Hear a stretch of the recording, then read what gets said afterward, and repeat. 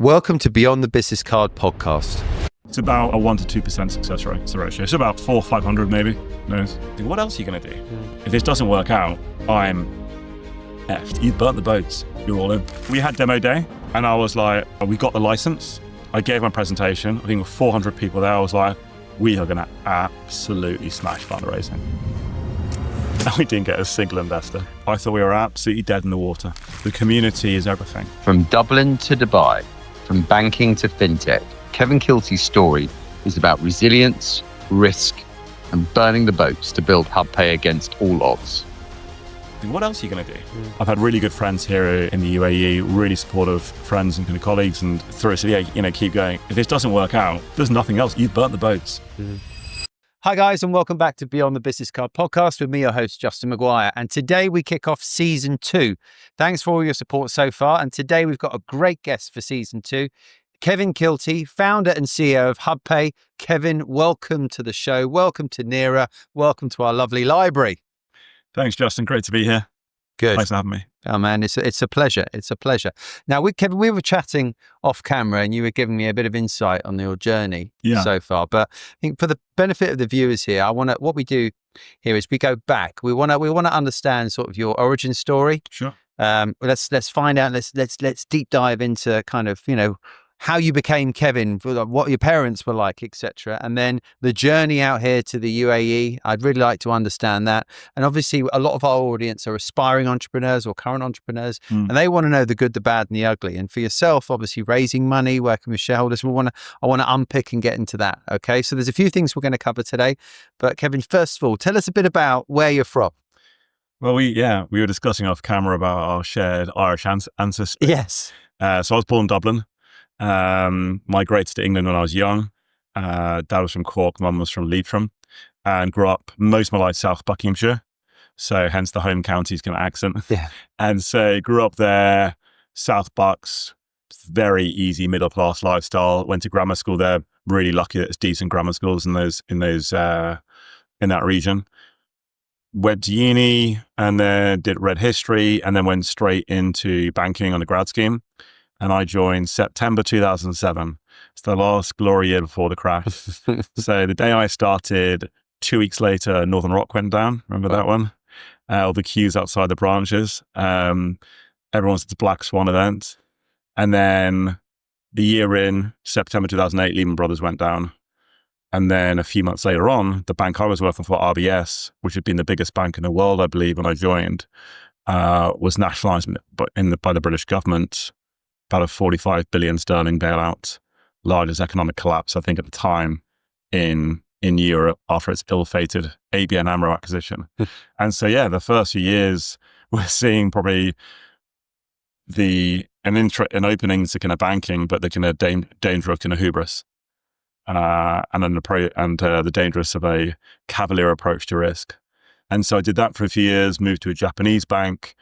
All in all, because I'd done a few internships at university, about 10 years in banking. During that time, in my spare time, I was quite interested in impact investment. I really wanted to work overseas. Absolutely love the UK. I think London's the best city in the world. I think Dubai is probably very close number 2. I love both places, but I was very keen to do some time in emerging markets. And so after 10 years in the UK, I moved to Dubai in 2016. To look for jobs in private equity, actually across the wider region. And that had been driven by, in my 20s, my spare time, volunteering in microfinance and getting some good exposure to impact investment and being on the grounds in places like Palestine and Libya. And so I was very keen to do a bit more of a frontier investment approach. Okay. So that's a bit to unpick there. Sure. That's all right. So you're a home counties guy that got into banking. Wow. I mean, so original. It was either that or corporate law, right? Yeah. So, but are you obviously parents are Irish. Why did they move to the home counties? Why did they move to the UK? I mean, I was born in 84. We migrated in 85. Everyone forgets Ireland was going through a tougher period then, right? We talk about, you talk about immigration today and the kind of state of places and wanting people from kind of good countries. Up until about 97, Ireland was a much poorer kind of country. It had the Celtic Tiger during the 90s, but it was a much poorer kind of background. And mum and dad, by my comparison of upbringing, come from a much tougher place. Mum especially, she was a farmer in a kind of very small holding farm in Leitrim and then Sligo, and lost both her kind of parents by 19. So a very different kind of background. And I think very simply, they saw the UK as opportunity. Dad was working in they both had worked in banking. They both worked for Allied Irish Bank, and Dad had an opportunity, and they thought it was a good opportunity to go into a new kind of country and an opportunity to kind of build something more. Gotcha. Yeah. What did they do for a living, your parents? Well, both have started in banking. Dad went banking all the way through to taking early retirement, and then mum moved into education. So specific learning difficulties, so like the areas of dyslexia. So both in that area. Yeah. You got brothers and sisters? 2 brothers, both younger. The older one, right? Yes. Yeah, the one that all the ambition gets poured into. Yeah. So yeah, one brother is in London, works in cybersecurity, and the youngest brother is in Berlin, and he works in tech on the product side. Cool. So everyone's in tech these days. Amazing. Yeah. So interestingly, you obviously did grammar school education. Yeah. Like I mean, the home counties, for people that don't know, it's a really lovely part of the UK. Access to the UK. Good university. York University. Good university. And then, what made you sort of go into banking? Were you sort of led by others? So just tell us a bit about that. You jested about home counties. The reality is, if you grew up in South Buckinghamshire or Surrey, you're growing up in the most privileged area in the UK. Mm. You've got very affluent neighbourhoods. You're a product of your environment. Mm. You've got a lot of grammar schools, free but excellent education. So it's a huge opportunity. And then, so within that, how many people around you would have parents in banking or corporate law or accountancy? It was all the professional services, right? So you exposed that area. Dad had been banking, so I'd seen that growing up. But I remember then I was at my last year in school, and and this is a very good example of kind of privilege, right? One of the guys in the previous year came back and said, "Hey, I just did a gap year placement. And I worked at Rothschilds for 6 months, and you should apply." So I applied. So I took a gap year in between university, and worked for most of it. I actually went a couple of months to work with my uncle in Dublin, who was a barrister, because I was interested in law. And so my view was either law or banking, right? And then I did 6 months at Rothschilds in effectively M&A support, and I absolutely loved it. To be honest, I had no interest in going to university whatsoever. I wanted to stay and carry on doing working. And you're working with very smart, very hardworking people. So yeah, that was what we were exposed to, right? And so I think getting a good grad scheme can give you it gives you a great start in terms of your professional career. In my view, it kind of taught me 3 things. One was to work hard. I was definitely not naturally a hard worker. I wasn't that hard worker at school. Mm. I did well because I had great support and I was exposed to other hardworking people, but I wouldn't say that came from within. So I think work ethic, number 1, you just got to get it done. 2, I would say, is an overall kind of valuation, skill set, financial analysis, which has served me well into a startup space. And 3 would be the kind of danger of hubris, right? In September 2007, I joined banking. The Times newspaper, I remember it really well, had said, Sir Fred Goodwin, the best banker of our time, as he came back from the White House and was the CEO of the largest bank in the world. And he'd driven it there, right? And when I left RBS, well, Sir Fred was no longer a knight and RBS was nationalized and the shareholders were destroyed. Yeah. Yeah. I actually, I don't know if you're aware, but I actually didn't go to university. I loved working, but it was a few situations back at home. I had to help. I was brought up by my mum, so I wanted to earn money and bring money into the house. So I went to it, but I was privileged. I went to a nice school, because I was good at sports. I managed to wangle my way in that way. And then when I went to work, I just loved it. I knew this was for me, right? But I don't know if you're aware, I did very well in the early days. And then 2007, I was part of a business that I was taken over, basically. It was a business that was taken over, and I moved to Dubai. Okay. And I arrived in Dubai September 2008. And I was told it was the land of forever moving cranes here. Now, I think 1 month into me moving to Dubai, this Times had a picture of the Burj Al Arab sinking in the sea. There was about 50, I think estimates around 50 to 60,000 cars dumped around parts of Dubai, most of which felt they were dumped in the apartment block I was in, to be honest with you, because it was in JLT. They just finished building JLT, but they haven't put the car park barriers in. And so people were just driving in. I mean, I'm talking like Ferraris, Range Rovers, all sorts of weird stuff. So in my first move to Dubai, I experienced the weird stuff that you experienced, literally looking around the banking system there in Dubai. But what the hell have I done? Very strange time, man. Very strange time.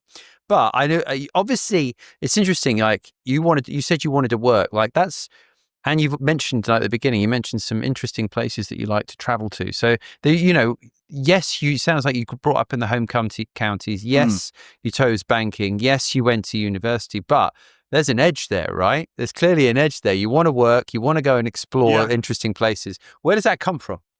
I'd say, is it nature versus nurture? I think it's a difficult one. I think I can't comment on my kind of gene makeup, but I mean, I think the ambition, definitely came from both the parents, right? Does that, it's how much, but I was keen to go and do other stuff after, to be quite frank, after university, I seriously considered doing military because I wanted to go and do something adventure. I grew up and I was soft. I wasn't good at sport. I enjoyed playing it. I enjoyed the physical activity, but I was naturally don't have great hand-eye coordination. Yeah. But I enjoyed that aspect of it. And then at university, got into martial arts a lot more. I had a really good instructor who was ex-Royal Marine Commando.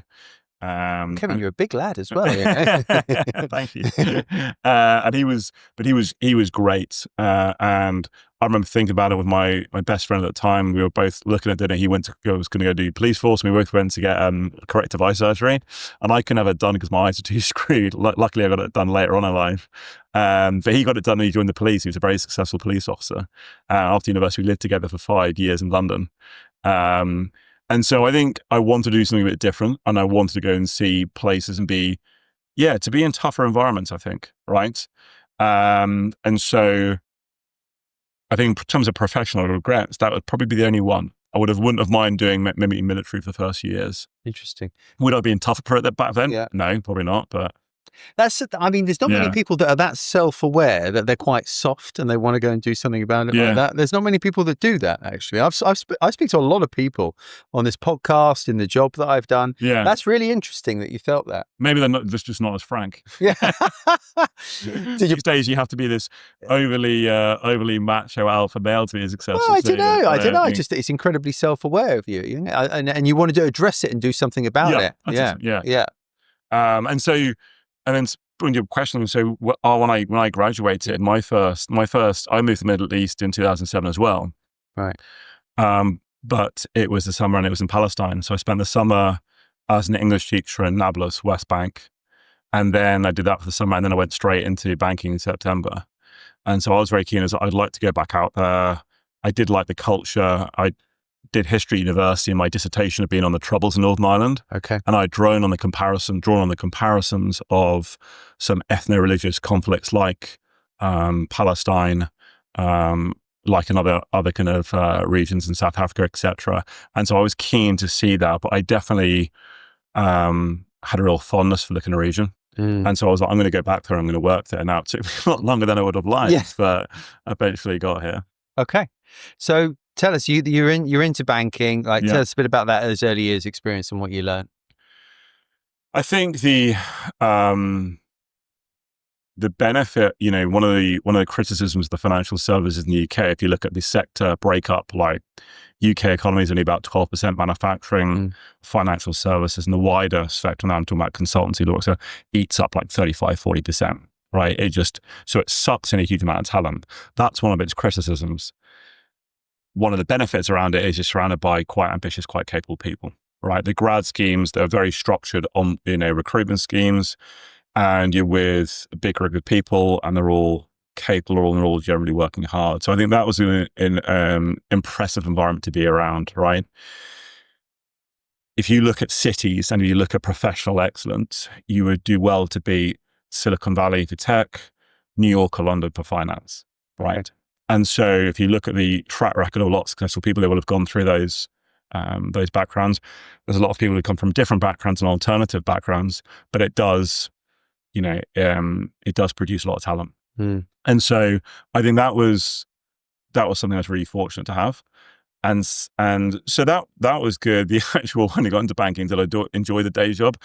Probably not that much. The reality is, in most of those corporates, it's a process. You learn a process. If you're in corporate law, you learn the process to go through a document. If it's consultancy, you'll go through a presentation and do some research and put together a small presentation as part of a broader engagement. And in banking, depending what deal team you're in, whether it's leveraged buyouts, you're going through due diligence and putting it together into a report, and you move on. And it is quite conveyor belt in nature. And so did I sue that environment? No, I think it's the reality. So I think it was a good training ground. Was it the best place for me to be? No. And I think a lot of bosses would have agreed on that. I think they would have probably assessed me as capable, but somewhat feckless.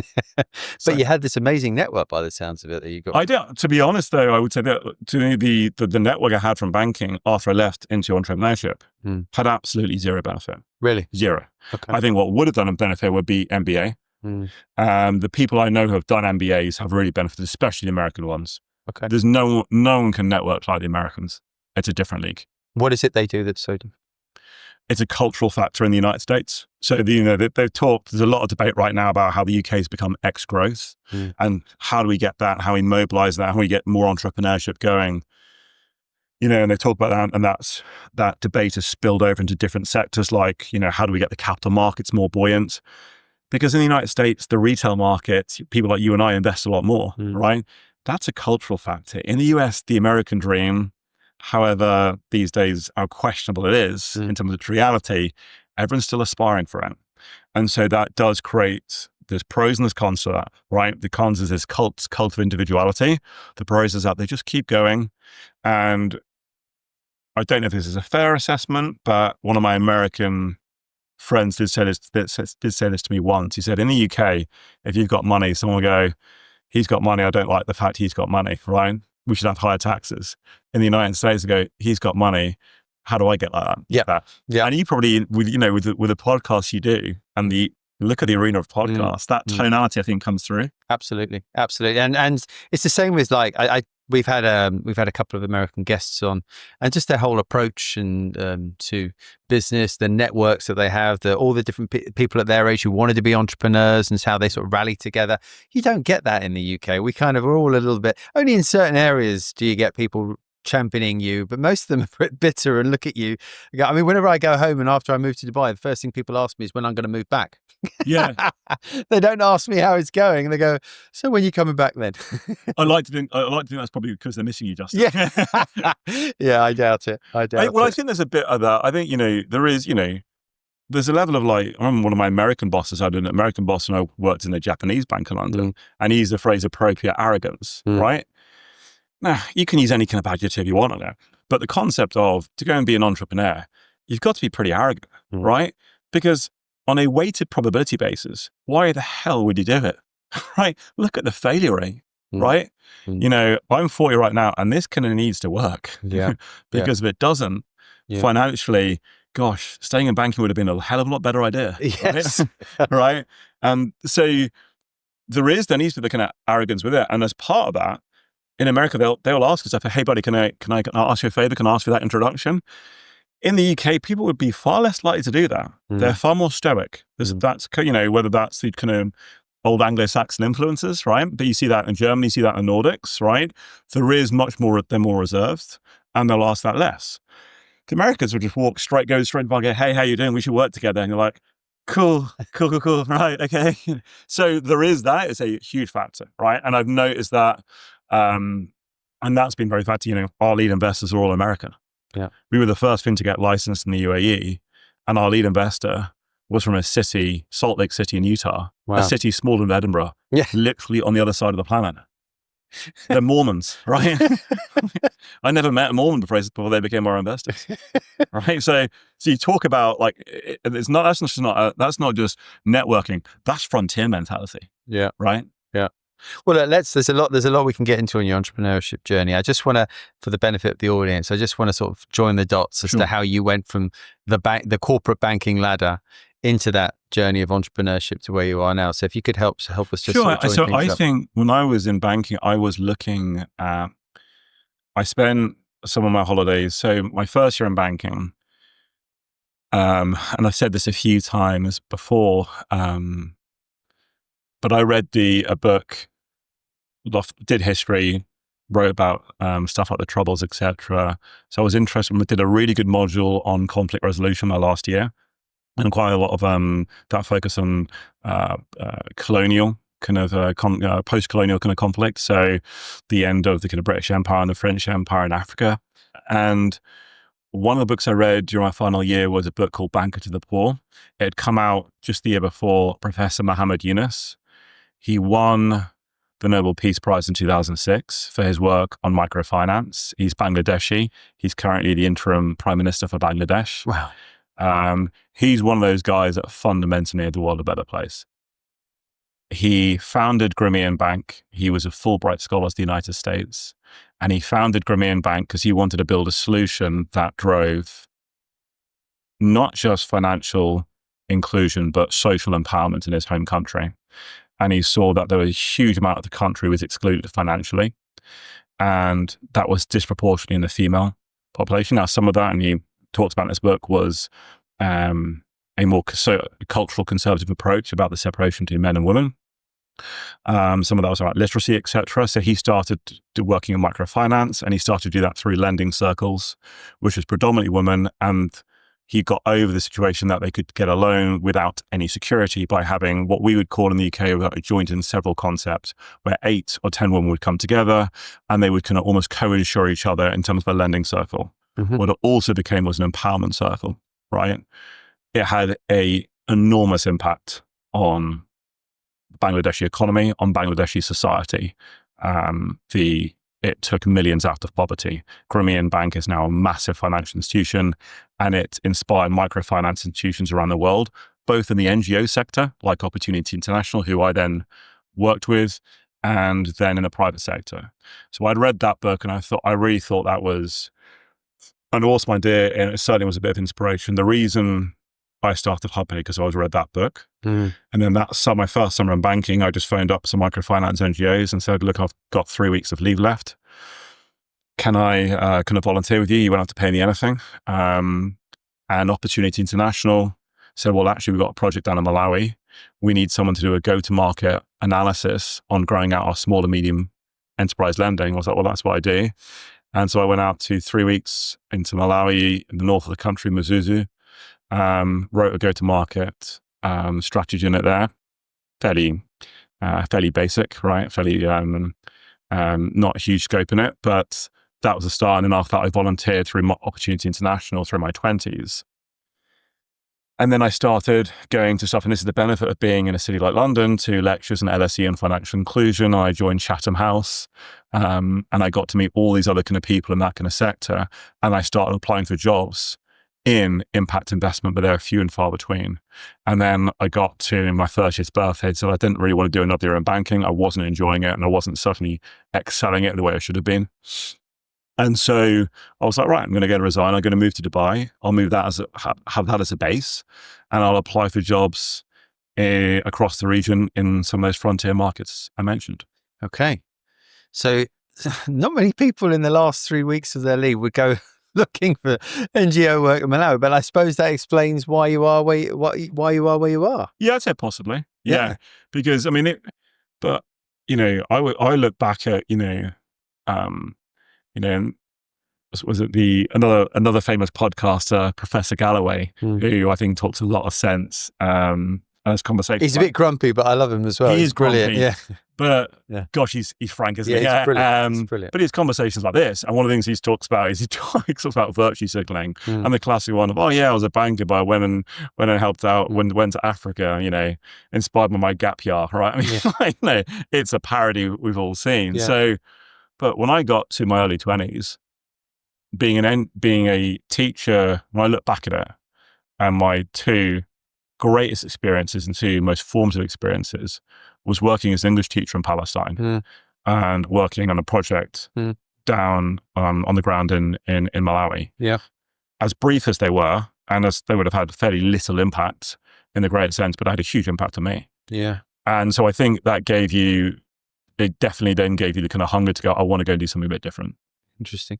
Again, I don't think you know this, but I quit my career in communications and then moved to Honduras and lived in Honduras for a year, right? And taught kids English there. Okay.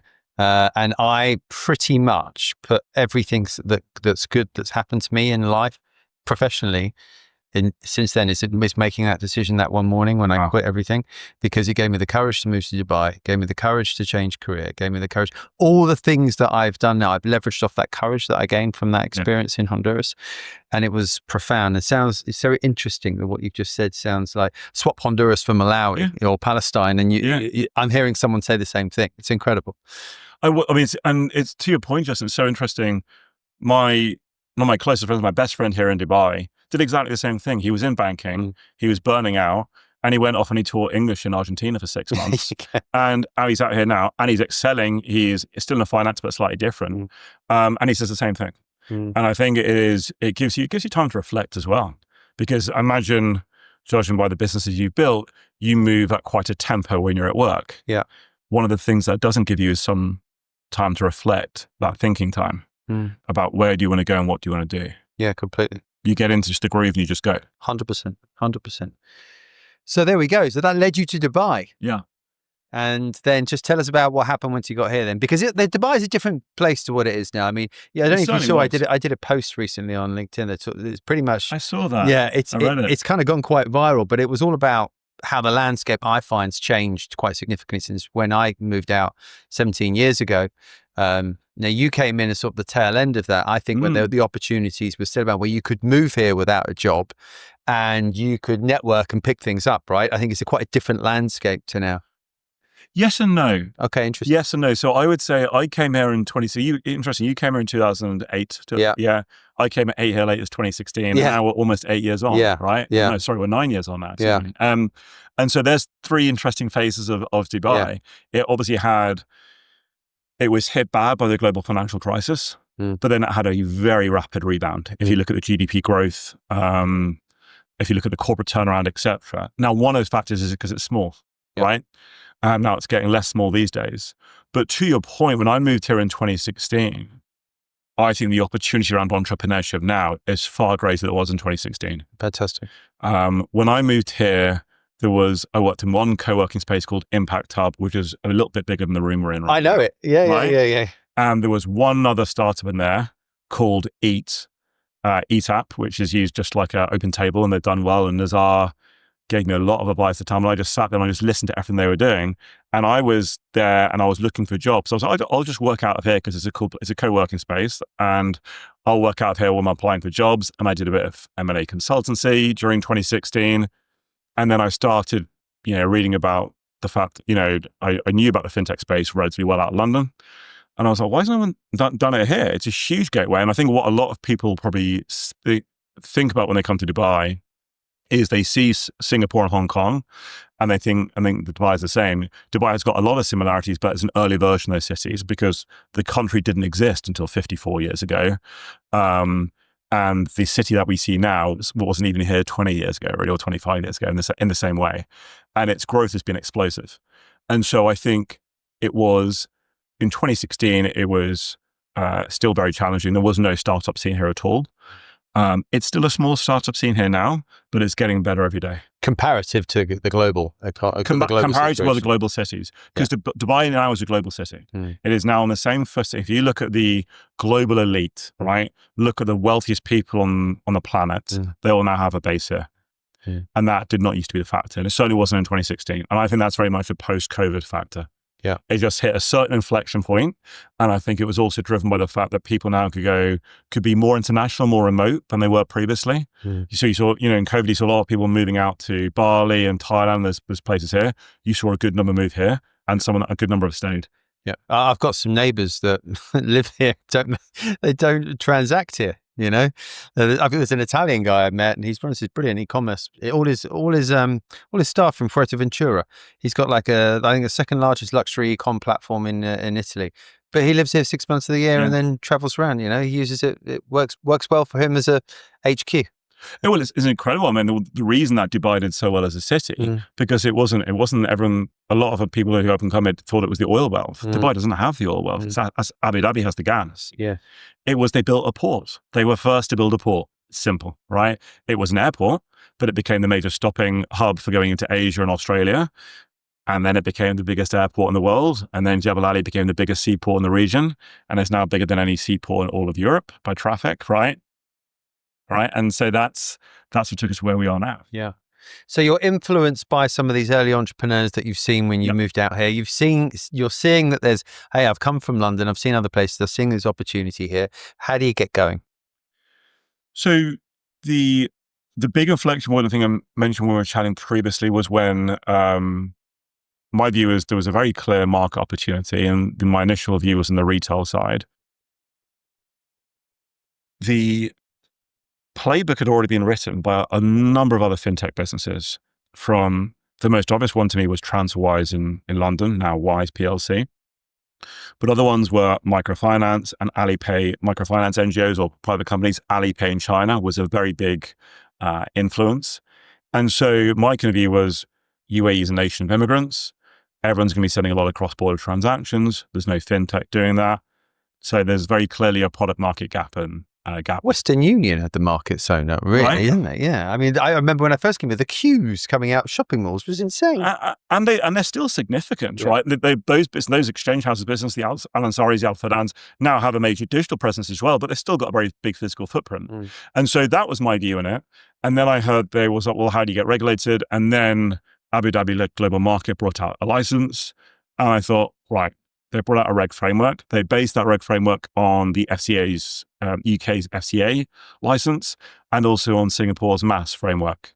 And indeed, the head of regulation at ADGM was Richard Teng, who had previously been head of regulation at MAS, is now CEO of Binance. So Dubai's had some great success for him. And so my view was, okay, well, there's a reg framework in place. Let's start doing the groundwork. And then you start pulling an idea together. And so I started researching in 2017 and 2018. And then when I heard the license came out, I was like, well, that's what we should do. That was right at the end of 18. And are you just consulting in the meantime while you're... I did a bit. I had a big savings. I'd saved my money from banking. Wow. So I had money behind me. It's an expensive place to live without a job, where London would have been cheaper. Yeah. Because London, you could still, okay, I'll move out to a cheaper accommodation and I could still go to a pub, etc. There's a standard in Dubai if you're hanging out with your mates, etc., and you want to go for a beer, where it is more expensive, right? And then setting up a company and visas and stuff, that startup capital is higher, right? Now, I think these days there's a lot more systems in place to alleviate that. But it was very expensive, and I burnt through a lot of cash doing that. And so, very simply, heard the license coming out, and at the same time, Startup Bootcamp, a very successful accelerator from Europe, were doing their first fintech accelerator in the whole of the Middle East in DIFC. So I was like, well, this will come together quite nicely. So I applied for that accelerator, got in, did well out of that accelerator program that ran through the beginning of 2019, applied for license the same year. And then it took a full year to get the license. And then I raised a seed round during COVID. Yeah. And then we launched. So my wife did an accelerator. She did Antler accelerator program. Very good one. Yeah. Very good. Yeah. So tell me a bit about your experience of joining it. Why should people watching this, for example, they might see accelerator programs and might not know if they should join them or not, and they might have heard mixed reviews. What was good for you? So I've said this a lot. I think my single biggest recommendation, I would give 2 recommendations to anyone in thinking about doing a startup. And I've had a lot of people like ping me up an email or LinkedIn going, hey, can I bounce you for a few questions? And I'll say, sure, certainly. If you're in Dubai, let's grab a coffee at WeWork. Or if you're international, we can have a call. And I'll say there's 2 things. One, the community is everything. So we spoke about sitting on Impact Hub at the start and being around people like Nazar and other kind of entrepreneurs, and then meeting people like Hossam, who's now the CEO and founder of Tabi and the most successful entrepreneur in the region, period. So that's number one. And the second thing is join an accelerator. And so why? Because you don't know what you're doing at all, right? So there's three things accelerator gives you. One is it kicks the tires on your startup to let you know if it's bullshit or not, right? That's why they were brought out. It's a great filter. It's a bit like, universities were used by professional services to go, well, how do I get talent coming in? So interesting, we go to the smartest people, and hopefully enough of them will work out, right? If the accelerators were started in Silicon Valley, because all the VCs would go, I've got 10,000 pitch decks here, who are the best? So YC Combinator go, well, we'll do the work, we'll filter them down, we'll get them investment ready, and then you can pick the best ones out of that. It's been a pretty successful approach, because that framework has made it a very far higher success for whether they're at Antler or Startup Bootcamp or YC, right? And so one is it kicks the tires in your business. Two, it's a stamp of approval to investors. If you've gone, hey, you look at all the founders, I'm YC 21 or I'm Antler 23. They'll all put that first line of the LinkedIn. And that on their connection rate with a VC will be far higher. And the third then is it just gives you at least, if it's 3 or 4 months, to work a bit like doing an executive MBA, to round out your business idea, to get an idea on marketing strategy and product market fit, get your pitch deck nailed down, learn how to pitch. And you mentioned about network. I had no network, and I had very little network here. There's a lot more entrepreneurs here now. There weren't many in 2016. And that opened those doors up. And the guy running Startup Bootcamp introduced me to our first investor and our lead investor now. Okay. And so with the accelerator program that you went on, did it work a bit like Pop Idol? Do you know what I mean? Or was Exactly it, like that. Yeah. It's Shark Tank. Yeah. It follows that exact framework. Yeah. So how did you score? I met they were the way it worked very simply. I met a guy who was going to run it here at a conference, and this is why you should go out and network all the time. He was American, obviously. He was like, hey, he came to me, was like, hey, it's interesting. You should apply to acceleration program. I was like, cool, I will. So I applied online, and then I made sure what I did, and this is where you've got to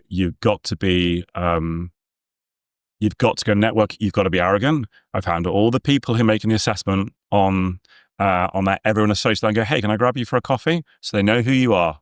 Thousands applied. I think 2,000 applied. They auto-filtered down to 600 relevant applications. And then they started going through applications. I think they called 380 for the first round interview on Zoom. Then there was a second interview round, a bit longer, digitally. And then there were 2 pitch days. Yeah. There was the first pitch day, and they'd done a few of those, and it's you get up and you pitch right there. It's just like Shark Tank. They won't give you feedback there. They will ask questions then, but they won't then give you feedback. And then you get told you've passed that one. And then the final one was we're here in December of 2018, and 20 of us show up for 3 days. And they have 3 days getting to know you and all that stuff. And then the final day is a pitch. And then at the end of it, they announced the 10 getting selected. And you were one of the 10. And that's it. And everyone was international. There was one other local guy's Emirati founder. There was me, and everyone else was everywhere from Ukraine to the UK to South Africa. So it's international competition. Wow. So there they like to go, our acceptance rate is lower than Harvard, right? But on the last pitch day, I was like, yeah, there's no way I'm getting through this. You got guys going, yeah, this is my third startup. I exited my last startup, this company for this. This is my team. This is my approach to product. Boom, boom, boom. You're like, cool. My pitch looks shit. Good. Right. So yeah. Brilliant. So how did it feel when you got down to the last? Like when you what is it? And tell me, how did it feel? And what does that open up for you? Well, at that stage in my life, I'd moved here. My last paycheck from banking was July of 2015. This was January of 2019. I was almost out of money. Been pretty stressful getting going. So how was it feeling? I'd say my anxiety was through the roof at that stage. And you're getting up to pitch and you're nervous because you haven't done a lot of these as well. I've pitched before, but I hadn't applied to Accelerator before. And so when I got selected, just a surprise and a wave of relief. I didn't think I was going to get through to that. In the next 3 months, I did what I never did at school or university ever. I became the nerd of the class. I sat right at the front. And my view was, I've got a feeling how this is going to work. We're going to build this up to demo day, which is all accelerators follow exactly the same process pretty much. And on demo day, the VCs are going to show up and other investors. And all the VCs are going to go to the guy running the course and say, who's your top three? So I'm going to make sure he freaking loves me. And so anything I could do, I could just absorb as much information as possible. You could see the guys who are smart and really experienced in the class, in the intake rather. And I just, hey, let's grab a beer this evening, let's get coffee. And I just answer question after question and I try and absorb as much as possible. And then when we were going in, the guy running the course was like, Kevin, you've worked quite hard on your pitch, so I'm going to get you to pitch last. I was like, thanks. Also, would you mind just doing the opening kind of comments? Now, in the United States in graduation day, they don't have this in the UK. They have what they call valedictorian. The person who's rated number one in the year. That they will always give the commencement speech. And I was like, I'm the valedictorian, all right? Now, and so we did demo day, and then it went on from there. So that's how I found it. I found it excellent. I couldn't have anything better to say about Startup Bootcamp or being an accelerator program. Amazing. Yeah. And then once you come through that, obviously it's opened the doors to investors and introductions, as you alluded to, right? So yeah, we had demo day, and I was like, we got the license. So we had in-principle approval from ADGM. We had the license. I gave my presentation. I think there were 400 people there. I was like, we are going to absolutely smash fundraising. And we didn't get a single investor, not a single one. Just absolutely. People came to speak to us.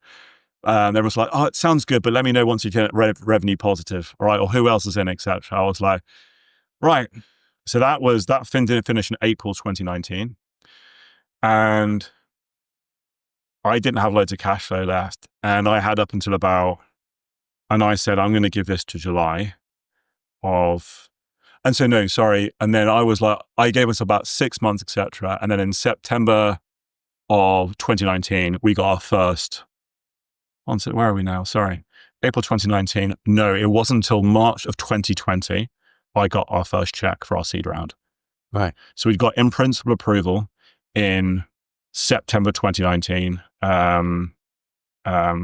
A few months, it was a few months after demo day, excuse me. We got that approval. I spent 6 months fundraising, countless messages on LinkedIn, contacts, fundraisers, all of it. And then Signal Peak Ventures from Utah signed their first check in March of 2020. We had, at that stage, $1.5 million committed. They signed the first check. And then 48 hours later, COVID hit and all the other investors pulled out. And I had to get on the phone to Brandon Tidwell, the managing partner there, and said, I said we had 1.5 million committed. Every other investor has pulled out. But if you leave the funds that you've sent me with me, I'll get us to launch in beta by the end of the year, and I'll finish raising the funds. And I thought he was going to go, no, the agreement was you raised at least $1 million, send us our money back. This is, that's not okay. And he just said, yeah, cool. Let's go smash it. So same level of relief I would have got after the accelerator program. Amazing. And then we did. Yeah. And how many no's up until that point? I mean, how many no's did you receive? It's about a 1% to 2% success rate. Wow. So that's the ratio. It's about 400 or 500 maybe no's. Where's this resilience come from, Kevin? What else are you going to do? I don't know. I think parents. Yeah. A huge amount. Maybe a bit of faith and Catholic. Still practicing, you're going fairly liberal. Maybe a bit of that. But once you're in it, once you've put anything, what else are you going to do? Right. And the one thing I'd say through the journey that would have, I've got really good friends here in the UAE, really supportive friends and kind of colleagues, and a lot of people through say, yeah, keep going, etc. But the one phrase that would have annoyed me would have been, if it doesn't work out, you'll do something else. I was like, if this doesn't work out, I'm effed. What are you going to do? one, there's no way you're going back into banking. You're out of it 10 years and I wouldn't want to go back. I don't think they'd have me back. Right? And what, you go start again? Yeah, you can, sure. Start from scratch. That's work. So you just got to be, there's nothing else. You've burnt the boats. Mm. You're all in. Mm. And so take us on that journey then from, well, actually before that, just so people are clear, once you go through the acceleration program, do they take a stake in your business once you come? So not all of them do. Some do, some don't. Okay. Some do some at 6%. Okay. They take 6%. Do they help you do they pay you a monthly salary? You got a stipend of $20,000. Okay. And then you got $400,000 of in-kind benefit. Okay. Which some of it's useful. I think we had Azure credits, Microsoft Azure, cloud credits. No, forgive me, we had AWS credits. Okay. Of course, I don't know. I think we had both, but the AWS is useful because we still use AWS. Okay. That's all I was thinking. AWS is excellent. Yeah. And so you got a few things like that, but it was meaningful. Yeah. So that's what kept you going, really. Then. Because I was just trying to do the maths here. How you sort of went, kept going. I'm thinking he's living in Dubai. The credit card debt. Yeah. Okay. So that COVID's happened, and I've sat in front of people on this podcast where it's been a blessing or a curse, quite frankly. How was COVID for you? Well, the start of COVID was brutal. We would have raised our money then far easier. So no, it was a curse. Absolutely. Yeah, no, it was awful. Yeah. I thought we were dead then. I thought we were absolutely dead in the water. And the only reason we weren't dead was because of Signal Peak Ventures from Utah. Yeah. So I will never have anything but good words to say about them. You talk about resilience. They're resilient because they saw this come through. And one of the phrases they said to me was like, yeah, this is a crisis, but our value thesis here is that COVID is just going to drive more digital traffic. And so we think businesses like yours are going to do well. And so that shows me two things. And it was that to me was very, very reminiscent of a line said to me 10 years earlier in my career, when I had interviewed for the Wellcome Trust. The Wellcome Trust is not known by many people. It's a $13 billion investment trust. At the time, it was run by Danny Trull, one of the most respected investors in the UK, ex-head of Goldman Sachs Asset Management. Henry Wellcome, when he died 150 years earlier, had left all his money with the one rule that it would be invested and the returns from that investment would be put into medical research and poverty alleviation and things that would advance kind of the social kind of causes. And they were big investors in cancer research and a lot of other kind of life-saving kind of vaccines and other kind of research. They have the dream team of like 20 people. I applied in, I got down to the last round. And one of the guys who had been, I think, head of Prudential Investments said, Danny Trull is good for two reasons. One, he's a second level thinker. Most people are first level thinker. COVID hits, we're dead, the markets are toast. He's a second level thinker. And the second thing, he holds his nerve. And Signal Peak Ventures did the same thing in that instance. One, okay, COVID's hit, the markets are going to tank, crash, etc. We could hold off. What's the second level thinking? What comes next? And then the other piece is they held the nerve, right?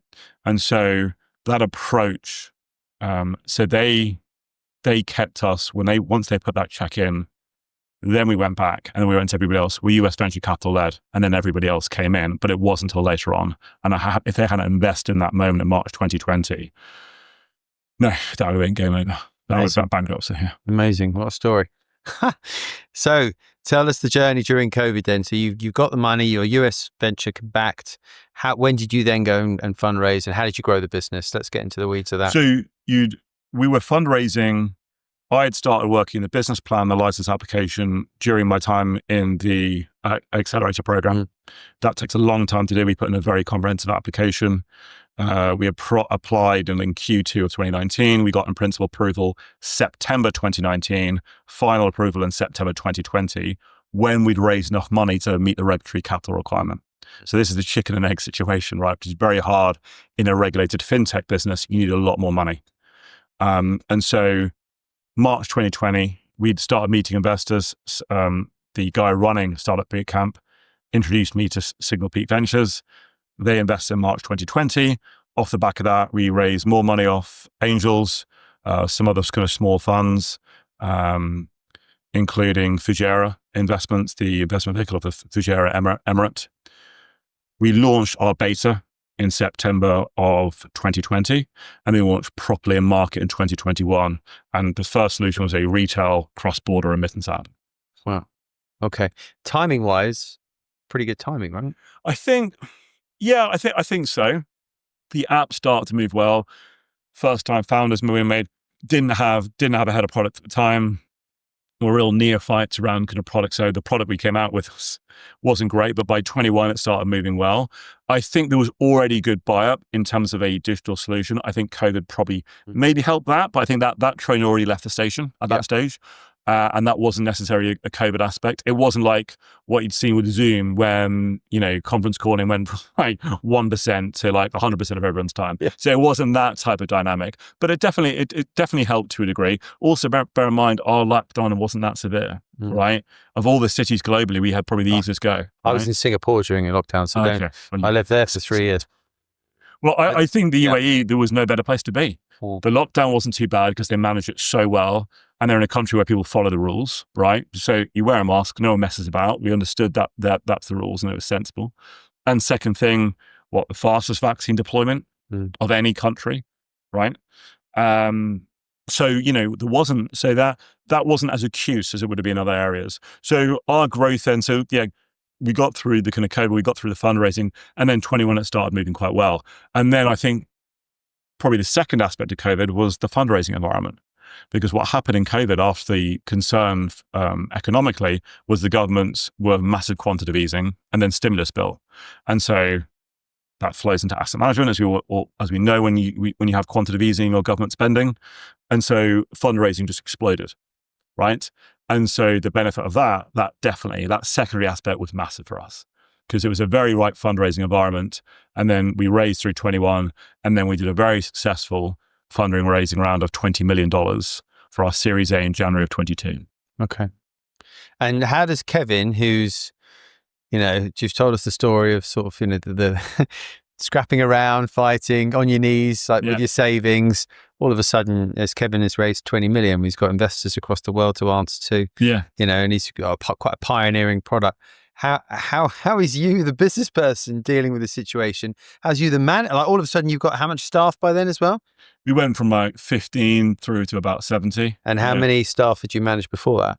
Well, two in my previous career. So tell me a bit about that. Yeah. I mean, my background is a owner of recruitment businesses and works in communications. I also have talked a lot about how difficult it is to manage people, right? And I help people solve those problems. So there's a lot of things that have changed in your life in a very short period of time. Yeah, I'd agree. That's smart. I probably found that part easier. Yeah. Right? I think what were the things that were hard, what were things that were less hard, right? Managing investors, 10 years in banking, that part's fine. I can speak their language, etc. I know what's going on, that stuff. I built the financial model from scratch. That part wasn't difficult, right? Yeah. By the time we had this, I'd already pitched to 100. By then, you're like, oh, you got another investment share? Cool. Snuck on, right? What I would say to any young person who's not sure, whatever, if they're not doing well at something, you're either trained or you're not. You might have an affinity to be slightly better at something and slightly worse at something, but just be relentless in your training. In whatever you're doing, and then you will become good. And so that part was manageable. The team, I had a great starting team, and I found that managing people and the people side of it, not too challenging. I think people find it takes a lot of time, but that's okay. The challenging piece was I'm not a technical founder. I'm not an engineer, not a coder. So finding the right people is the challenge. And then making loads of mistakes, right? So there was no way around at the start.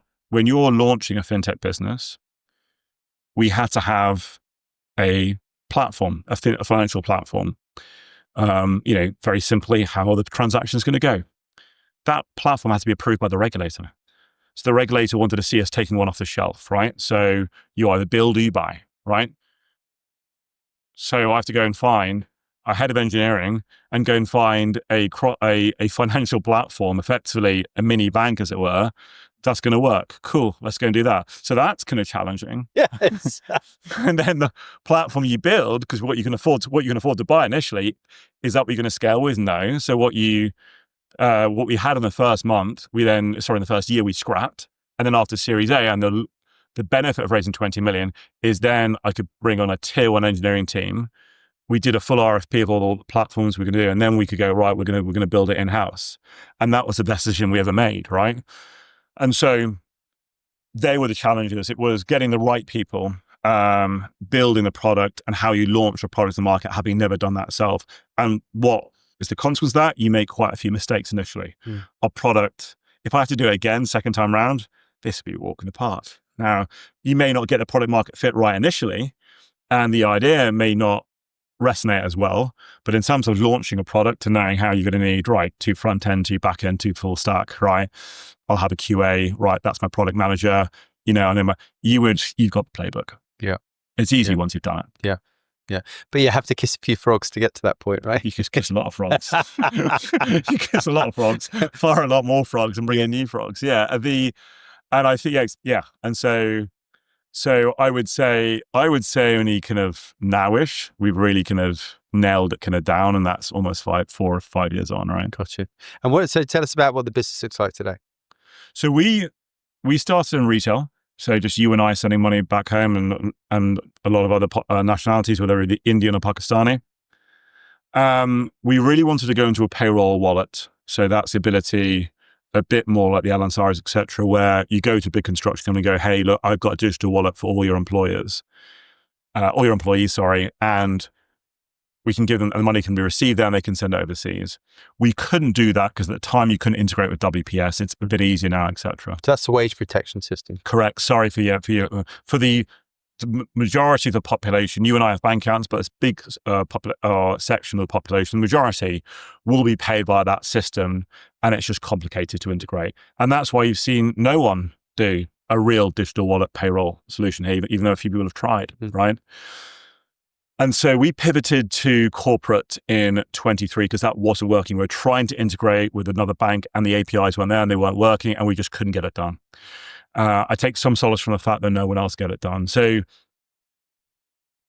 to summarize, we raised, the business started and launched in beta in 2020, 21 scaled well in the retail solution, 22 raised a huge Series A, so now we've got money to play. We tried to launch that retail solution and it didn't work. But what we did do that year was we brought all our tech in-house and built our own platform. And that was the best decision we ever made. And so then in 23, we could move into the corporate side of things. And that's saying exactly what we're saying to businesses that we said to individuals.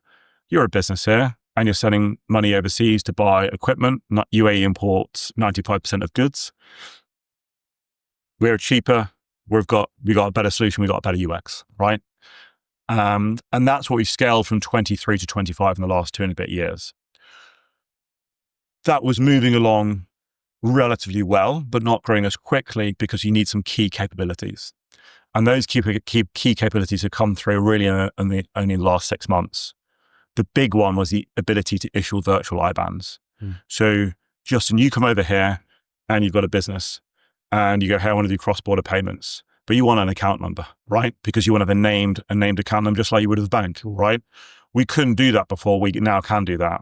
That's a game changer for 2 reasons. Because if you just come off the boat and you go to DMCC and you incorporate a business, the first thing you need is a bank account. Well, now HubPay can give you that in 24 hours.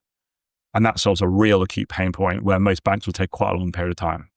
And you don't need all the other stuff that you just need to be able to do. You need an account name, you need to be able to do payments. So we can do that very well. So we serve the lower end of the market.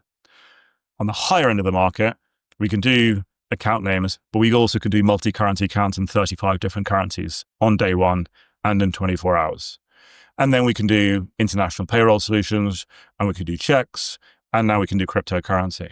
So in terms of a corporate, we can do your entire payment solution. We can do one-stop shop.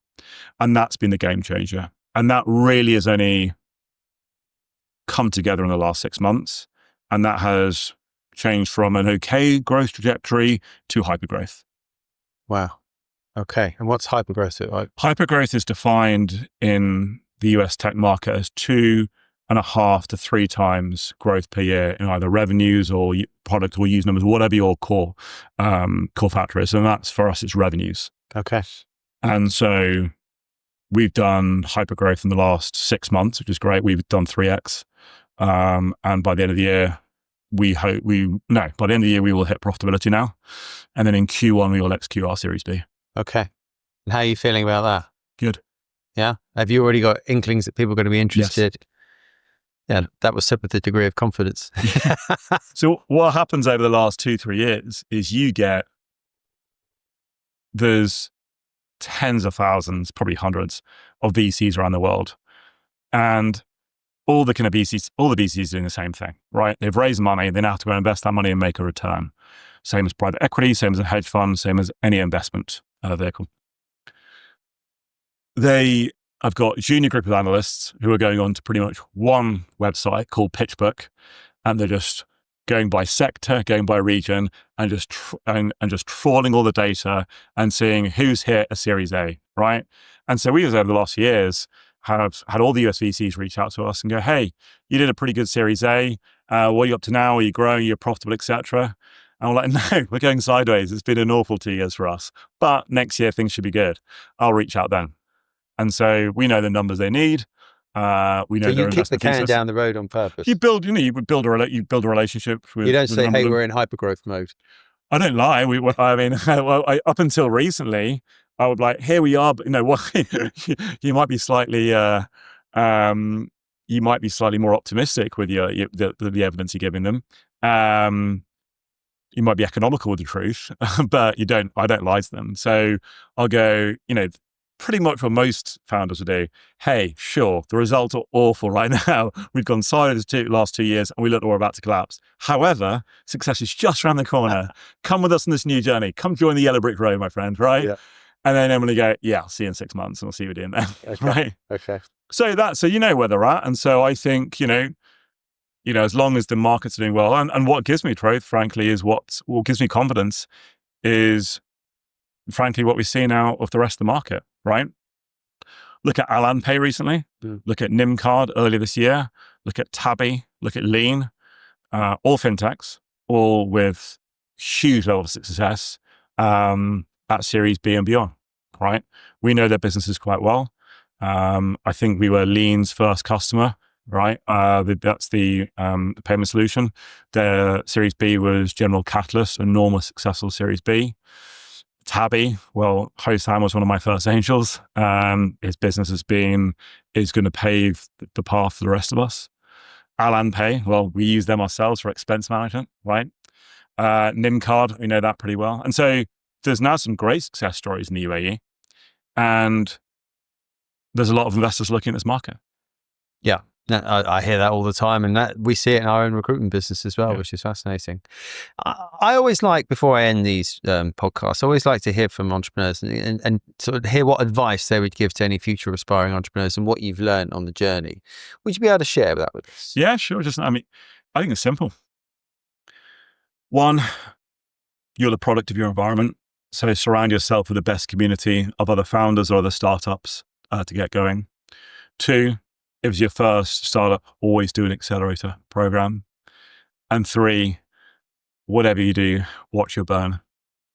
Do not be, I've raised loads of money, or I've got this initial bit of money, and it's all right, we'll raise again in 3-6 months, because you have no idea when a COVID, a US interest rate change is just around the corner. Gotcha. Wise words and sage advice from an experienced man. Kevin, let's get you back in. I want to know how things go post this Series B. Certainly, Justin. It's been an absolute privilege talking to you. Thank you for having me. Thank you very much.